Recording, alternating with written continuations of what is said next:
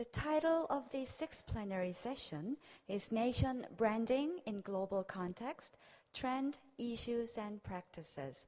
We are going to have one keynote speech, 3 paper presentation, and also discussion by 3 or 4 discussants. Ladies and gentlemen, allow me to introduce the session chair, Ambassador Im Sung-jun, the president of Korea Foundation. Please welcome with a warm round of applause, Ambassador Im Sung-jun.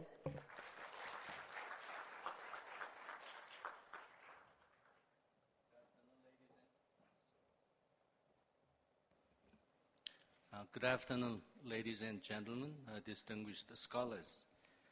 Well, I think we are cruising well toward the end of the forum, but the forum is not certainly over.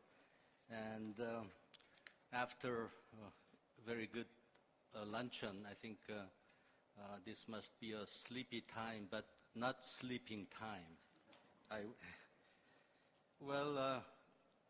Welcome to the plenary session 6 of the Jeju Peace Forum.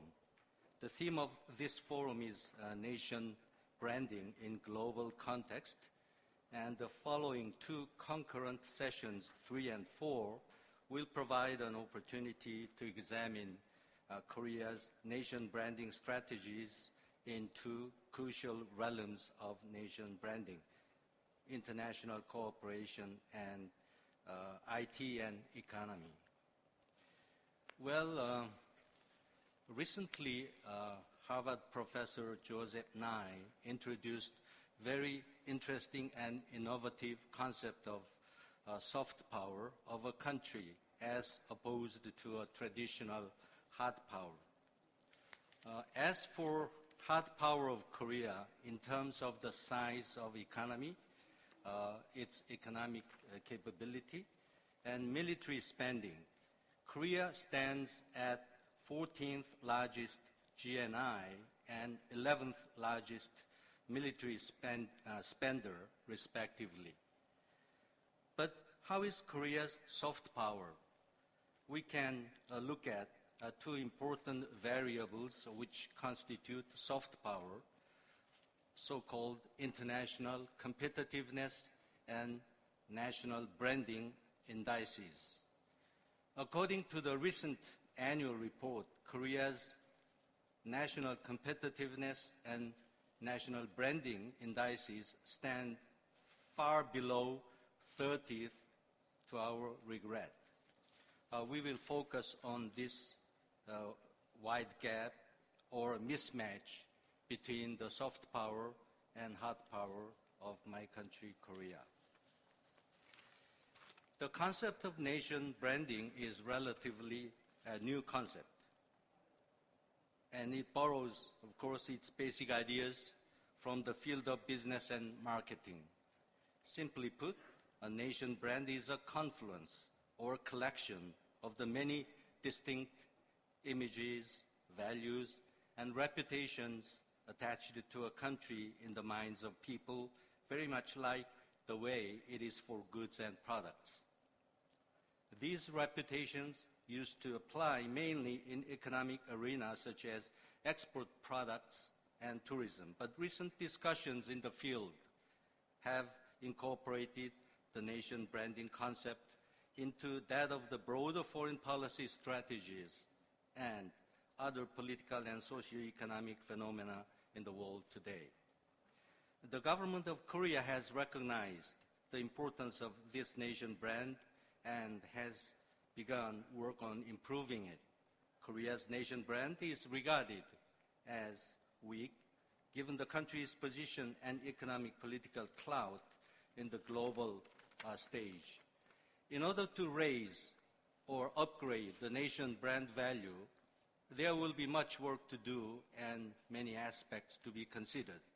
For one, it would be necessary for Korea to take an active role in the dialogue and efforts in projects of international cooperation and to contribute in resolution of global problems.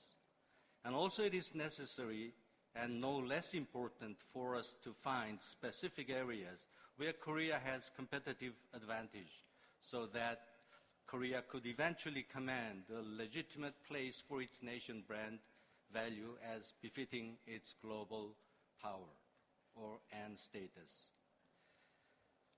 In this plenary session, we will hear from 4 eminent speakers about the overall trends and issues in the field of nation branding.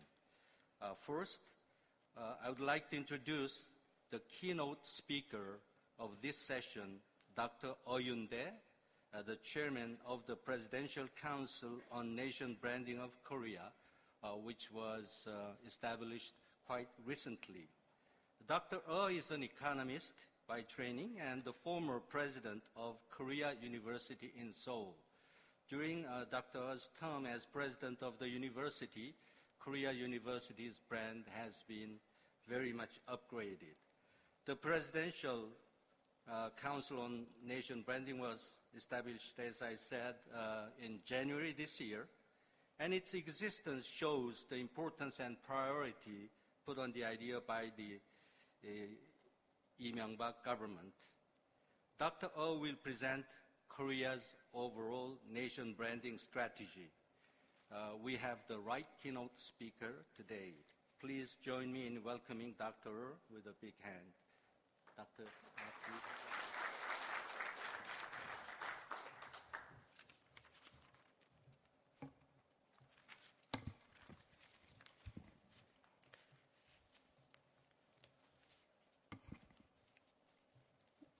Good afternoon. The most powerful enemy of this session is that we have beautiful weather outside, so that they cannot stand here. Let me begin by expressing my deep appreciation to International Peace Foundation and East Asia Foundation for hosting the 5th Jeju Forum, Peace Forum, and also to Ambassador Im Sung-jun and Korea Foundation, not only because he is chairing this session, but also he is funding this session. I really appreciate. And let me introduce by thanking Professor Nicholas Ko, Professor Keith Denny, and Ms. Simon Arnold, and Mr. Bernard Speech for taking time from their busy schedule to be here with us today. Can you believe that it has already been 8 months since November 2008 when I last addressed the first international conference on nation branding? How fortunate we are that Korea Foundation is so committed to our nation branding that it sponsored both first and the second gathering.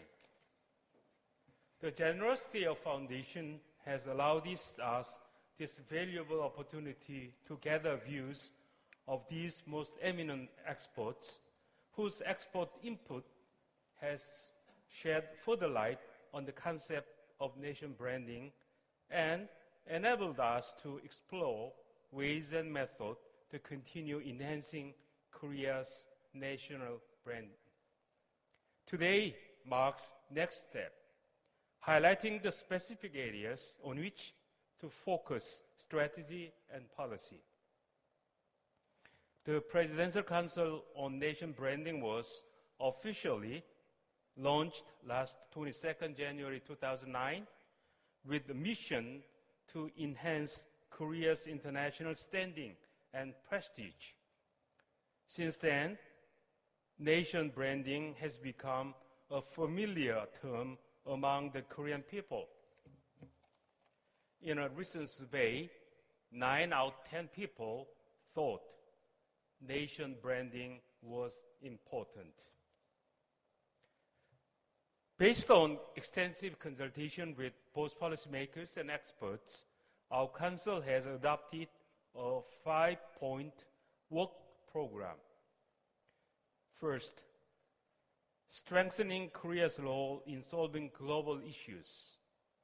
Second, fostering tolerance for multiculturalism. Third, raising the level of global citizenship. Fourth, showcasing business and technology. Fifth, promoting